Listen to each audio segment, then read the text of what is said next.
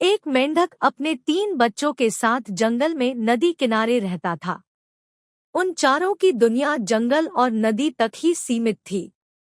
बाहरी दुनिया से उनका कोई वास्ता नहीं था। खाते पीते बड़े आराम और मजे से उनका जीवन कट रहा था। मेंढक हृष्टपुष्ट था। उसके बच्चों के लिए वह दुनिया का सबसे विशालकाय जीव था। वह रोज उन्हें अपनी बहादुरी के किस्से सुनाता और उनकी प्रशंसा पाकर फूला नहीं समाता था। एक दिन मेंढक के तीनों बच्चे घूमते घूमते जंगल के पास स्थित एक गांव में पहुंच गए। वहां उनकी दृष्टि एक खेत में चरते हुए बैल पर पड़ी। इतना विशालकाय जीव उन्होंने पहले कभी नहीं देखा था। वे कुछ डरे, किंतु उसकी विशाल काया को देखते रहे। तभी बैल ऑक्स ने हुंकार भरी और मेंढक के तीनों बच्चे डर के मारे उल्टे पांव भागते हुए अपने घर आ गए।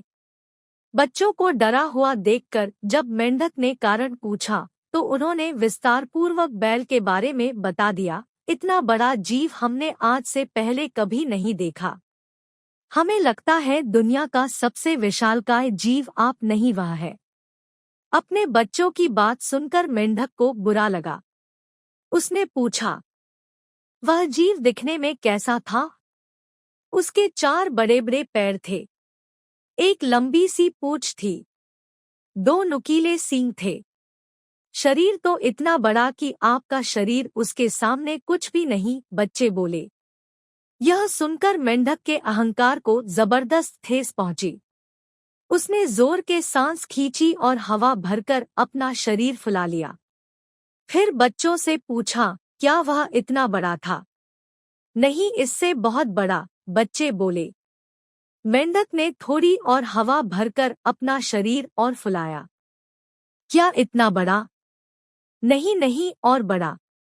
मेंढक ने जंगल के बाहर कभी कदम ही नहीं रखा था।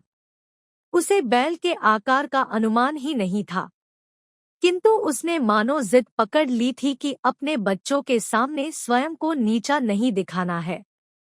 वह जोर से सांस खींचकर ढेर सारी हवा अपने शरीर में भरने लगा।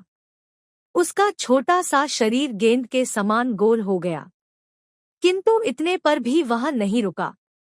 उसका शरीर में हवा भरना जारी रहा। उसने इतनी सारी हवा अपने शरीर में भर ली कि उसका शरीर वह संभाल नहीं पाया और फट गया। अपने अहंकार में मेंढक के प्राण पखेरु उड़ गए।